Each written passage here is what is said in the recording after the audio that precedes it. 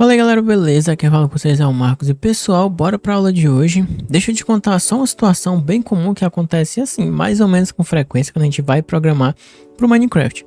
Imagina que você tem um servidor de Minecraft rodando e você quer dar um item, tipo uma maçã dourada ou qualquer outra coisa que vá fazer parte daquele seu mecanismo naquele momento. E você quer dar ele para todo jogador que está online nesse exato momento. Só que você não sabe quantos jogadores vão estar lá, né? Então, tipo, pode ser 1, pode ser 50, pode ser 100. Enfim, a gente não sabe a quantidade. E o que a gente quer é simples, né? Tipo, a gente quer pegar para cada jogador que tiver online, dar esse item. Se a gente fosse resolver isso com o for tradicional, que a gente já viu nas aulas passadas, cara, isso ia dar um trabalho muito desnecessário. E a gente vai ver por quê. Então hoje eu vou te mostrar uma ferramenta que existe exatamente para resolver esse tipo de situação, né? A situação que basicamente eu quero passar por cada elemento de uma lista, tipo um por um, sem me preocupar com a posição. E essa ferramenta que a gente vai ver se chama ForEach, mas ela também tem um nomezinho chamado Enhancer de For, que basicamente é o for aprimorado, que ele surgiu na versão 5 do Java, tá certo? E ele surgiu basicamente para resolver esse tipo de problema. Vou mostrar aqui para vocês só uma breve recapitulada da nossa aula anterior, falando sobre o for normal. Então eu trouxe aqui, né, vários nomezinhos, um array com vários nomezinhos para a gente passar por eles. Então como que a gente faria num for tradicional? Então a gente faria o for, abriria, né, abre e fecha o parênteses e abre e fecha chaves. Beleza, tranquilo, isso aqui é um for. Só que agora a gente vai colocar aquela estrutura básica, né, que no caso é a declaração, condição e o passo, beleza? Então é importante aprender isso daqui porque vai fazer toda a diferença, né? Então, declaração, a gente vai declarar nosso contador, né? Então a gente vai criar um contador chamado int contador igual a 0. A gente pode colocar o nome dele de índice também, tá? Então nosso contador, nosso índice, nesse caso vai ser a mesma coisa. E ele basicamente vai definir até onde que vai, né? Até onde a variável vai. Que ele vai aumentando dentro do loop e a gente vai usar esse índice basicamente para buscar cada posição no nosso array. Então para isso a gente vai definir uma condição, né? Enquanto esse índicezinho for menor que nomes.len, a gente vai fazer o passo, que nada mais é do que incrementar ele. Então beleza, a gente inicializou o nosso contador, que no caso é o índice. Enquanto ele for menor que nomes.len, ele vai dar aquela incrementada na nossa variável. Então ele vai aumentar 1, 2, 3 até passar por todos os nomezinhos, tá certo? E basicamente para passar, a gente bota o system out print aqui. Então eu vou botar sysout e Ctrl espaço para preencher sozinho. E vou passar nomes. E aqui eu vou passar abre e fecha colchete e passa o índice para dentro. Então você pode perceber que o nosso contador, ele basicamente é o índice para dizer, para ir buscando cada posição do nosso array, né? Então aqui ele vai buscar, quando for 0, nome 1, nome 2, nome 3, nome 4, nome 5. Até a quantidade do nosso array. E vamos ver se está funcionando. E beleza, está funcionando corretamente. Mas repara numa coisa aqui que a gente está utilizando. Ó. Presta atenção nessa estrutura que a gente está fazendo. Na grande maioria das vezes que a gente usa esse for, a gente nem liga para o índice, né? Tipo, perceba que a gente nem está printando o índice. Ele só está realmente servindo aqui para pegar o valor, né? Então o índice ali ele é só um meio para o fim. Então ele só é utilizado para pegar os valores que a gente quer. Tipo, a gente não está printando o índice, tipo índice 0, índice 1, índice 2, não. Ele só está servindo para pegar o valor. E é exatamente aqui que o Java ele resolveu esse problema, né? Então assim, pensa assim, na maioria das vezes a gente só precisasse do valor, tiver que criar essa variável de controle, né? Então ela não faz muito sentido em algumas ocasiões. E até evita da gente tomar alguns erros na cara. Por exemplo, esse erro aqui. No caso, uma exceção, né? Que é quando a gente coloca um valor a mais do array. Então eu posso colocar tanto mais um, como posso botar um igual. Que ele vai ler além da conta, né? Então, ó, aqui ele vai dar um erro. Então ele também serve para prevenir esse tipo de situação, ó, Array Index of Bounds Exception. Então ele diz que puxou até o índice 6, que ele não tem, né, um índice 6, então ele tem 0, 1, 2, 3, 4, 5. Se puxar o 6 aqui não tem, então ele vai logo lançar uma exceção. E a gente vai ver uma aula sobre exceções, tá? Mas exceção é tipo um erro que acontece para dizer que algo não se comportou como esperado, tá certo? Então no for que a gente vai ver agora é tipo como se você tivesse, por exemplo, um saco de bombom. Você nunca vai abrir um saco de bombom e dizer assim, não, agora eu quero o bombom que tá no índice 0, que tá no índice 1. Não, você só vai abrir o saco de bombom e vai escolhendo os bombom. Então é tipo basicamente isso. como que é a sintaxe desse nosso enhancer de for, né? Eu vou colocar aqui para vocês o for normal, que é esse, e agora o enhancer de for, né? Enhancer de for, que é basicamente for aprimorado, digamos assim. Só que não, né? A gente vai ver que existem vários outros tipos de for each também. Mas você pode chamar ele de for each também. For each, beleza?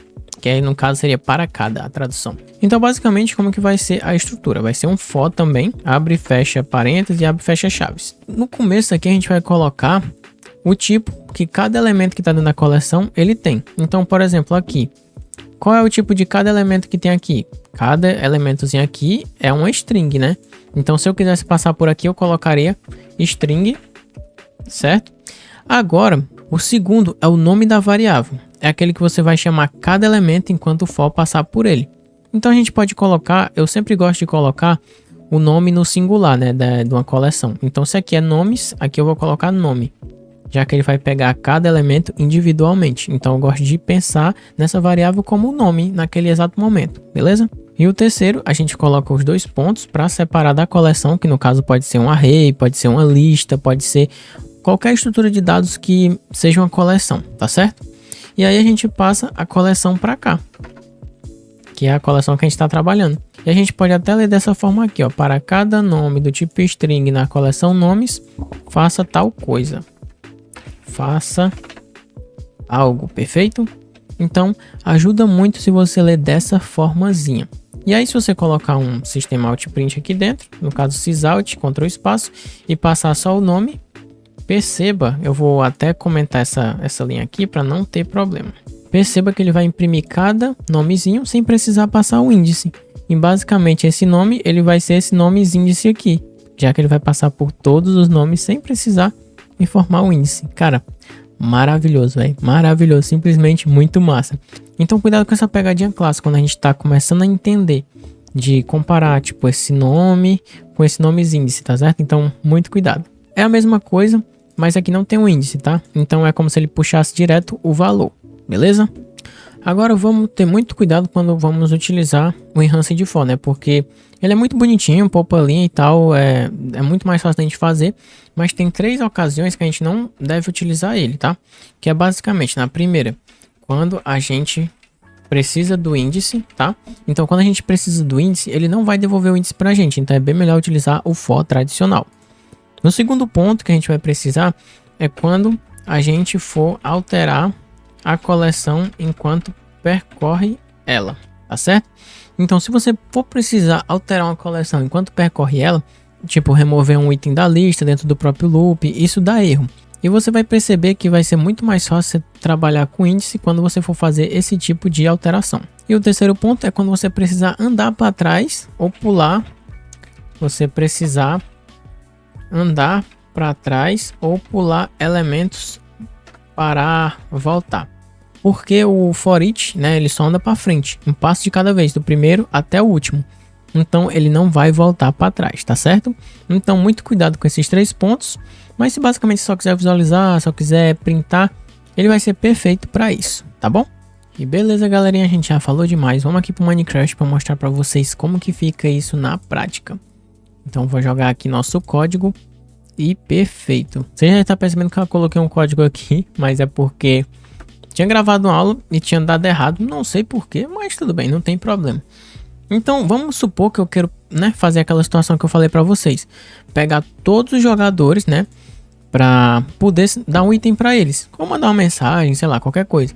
Então se eu fosse fazer isso sem um for melhorado lá, né, que eu falei para vocês, teria que fazer da seguinte forma: bucket.getOnlinePlayers, e aí eu pego, esse aqui é todos os jogadores, tá? Coleção de todos os jogadores online no momento. Então bucket, que é o core, né, da nossa API, e ele pega todos os jogadores que estão online. Vou salvar isso aqui numa variável, né? Deixa eu ver aqui como é que ele fica. Opa. Deixa eu ver aqui como é que ele fica. Beleza. Aqui ele é apenas uma coleção, tipo a ponto. Ele é apenas uma coleção, ele não tem get, não tem nada. Não é isso que a gente quer. Perceba o quanto que vai ser chato a gente fazer isso. A gente quer transformar isso aqui num array. Então eu vou apagar isso aqui e eu vou fazer isso aqui, ponto to array, ou seja, para transformar num array. E aí eu vou botar new player 0. E no caso aqui ele tá literalmente tipo convertendo para um array, né? Aí passa o player 0 para poder saber a estrutura de um jogador. Basicamente isso. Então tá convertendo para um array. E aqui eu posso literalmente colocar jogadores e colocar o tipo player abre e fecha colchetes, porque aqui vai ser um array. E pronto. Agora eu já posso iterar sobre esse array aqui. E a gente pode puxar todos os jogadores de acordo com aquele forzinho que a gente já conhece. Então for int contador igual a 0. Enquanto o contador for menor que jogadores, ponto len, que no caso é o tamanho da coleção, contador mais. Você pode utilizar o nome índice também, não tem problema. Então você pode vir aqui, refactor, rename e colocar índice. Opa, índice. Pronto, perfeito também. Funciona da mesma forma, tá? Não tem problema. E aí a gente passa aqui para pegar o jogador individual, player, que no caso é o jogador vai ser igual a jogadores, abre e fecha colchetes, índice. Pronto, da mesma forma que a gente aprendeu. E aí, cara, você pode literalmente pegar o jogador.add item. Deixa eu ver aqui, get inventory, add item, adiciona um item para ele, ou manda mensagem para ele. Cara, você pode fazer infinitas coisas. Eu vou pegar o jogador e teleportar ele para algum lugar no mundo. Então, vou pegar bucket.getWorld, vou pegar um mundo lá que tem na pasta. Depois eu vou mostrar para você onde é que está esse mundo. .getSpawnPoint. Então, basicamente, eu peguei o mundo do bucket, né? Que tem 3 mundos lá. Eu vou mostrar para vocês. E peguei o spawn location dele e mandei o jogador para lá. Basicamente, para você saber o que eu fiz, ó. Basicamente, na nossa parte do nosso servidor vai ter esses 3 mundos aqui. E o nome deles, do que eu peguei, é o World, que é o mundo normal. Então, eu peguei Get World, que no caso é o mundo normal, peguei pelo nome e o Spawn Location dele. Basicamente isso. E vai mandar ele para essa localização, o teleporte, que é justamente para teleportar o jogador. Pronto. Agora, todos os jogadores que estão online vão ser teleportados para lá. Como a gente pode garantir isso? Eu coloquei um botzinho no nosso servidor para a gente garantir que vai funcionar perfeitamente. Ficou com o nome de horda, mas não tem problema não. É por causa do antigo plugin que eu tava rodando, beleza? Vou ligar nosso servidor e agora eu vou colocar também o botzinho que tem lá dentro. Beleza? Abrir o servidorzão. Show demais. Deixar aqui grandão para vocês. Tem uma ovelha ali, metida. E agora eu vou colocar o bot aqui dentro do nosso servidor também.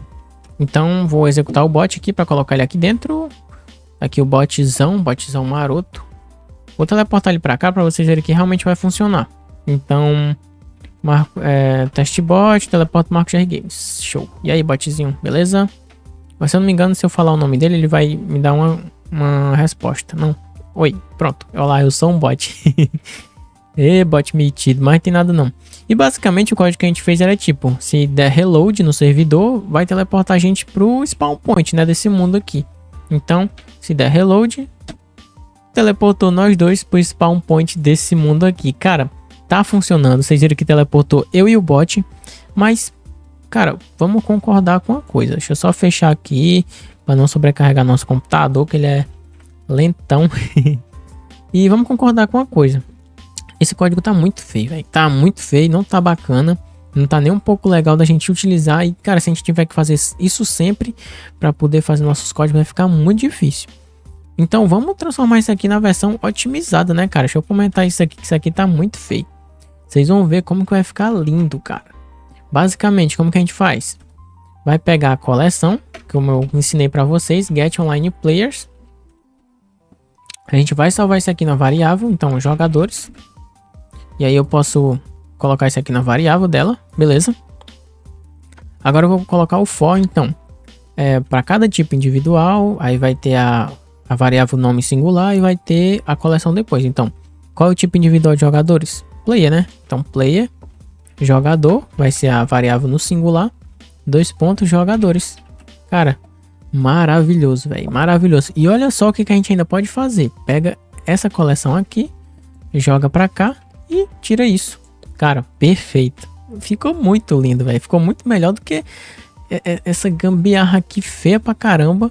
Ficou muito melhor mesmo. Por isso que eu sempre digo pra vocês. Tem que saber a situação certinha de onde usar isso daqui, beleza? Então, agora é só literalmente copiar essa linha de código aqui. Cara, a gente reduziu literalmente, ó, 1, 2, 3, 4, 5, 6, assim, né? e ficou só 3 linhas de código. Então foi a metade das linhas, né? Então se a gente tirar aqui, mano, fica muito mais bonitinho, muito mais ajeitadinho e muito mais limpo da gente ler e utilizar. Fica muito bacana. E é o mesmo resultado. Vou compilar novamente para vocês verem que eu não tô mentindo. Que é o mesmo resultado. Vou executar o nosso Minecraft e vou executar o nosso servidor também. Executando o servidor. Minecraftzão ligado. Vamos entrar aqui no nosso localhost. Vou colocar o botzão dentro do servidor. Beleza, o botzinho tá aqui. Vou puxar ele pra cá. Então, testbot, vem pro Marcos GR Games.